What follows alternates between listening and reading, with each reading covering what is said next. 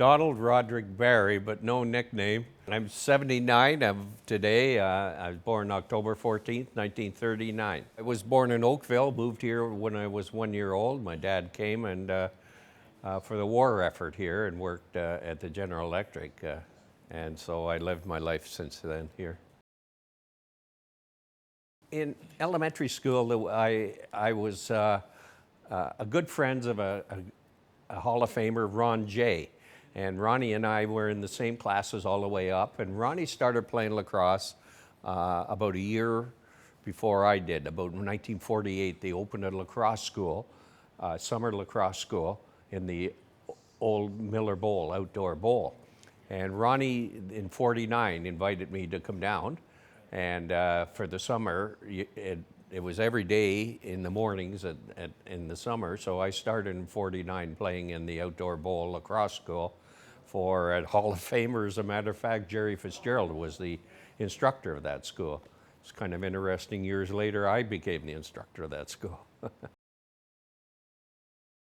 My two brothers played. The one closest to me, Ian, he played up to junior A and didn't play much after that. But my younger brother, Tim, he went on to play and played pro. And he's one of the few in Peterborough to win both the MVP and both the Minto Cup and the Man Cup. I was a school teacher. I started teaching in elementary school, and then I went to high school. And then in 1981, I got involved in pro hockey as a part-time NHL scout. And when I retired from teaching in 95, I continued scouting for another 10 years for the Buffalo Sabres. So I was a scout for 24 years in the NHL and a school teacher. Yeah, well, I started running the Peterborough Lacrosse School. In fact, Jim Wasson and John Grant were in one of the teams there, the school teams that I ran, and we ran them all summer in various locations in the city. I ended up coaching junior A lacrosse, and eventually I coached the Lakers in senior A, or MSL lacrosse.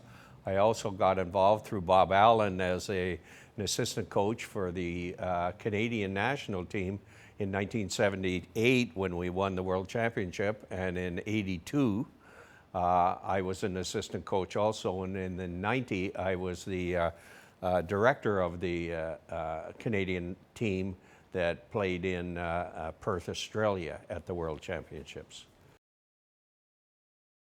Well, obviously the one is the World Championships in '78 in Manchester, England, and also winning minor lacrosse tournaments. We won with John Grant and Jimmy Wasson, that team. We were the first team to win the novice, Ontario Novice Championship for Peterborough, and the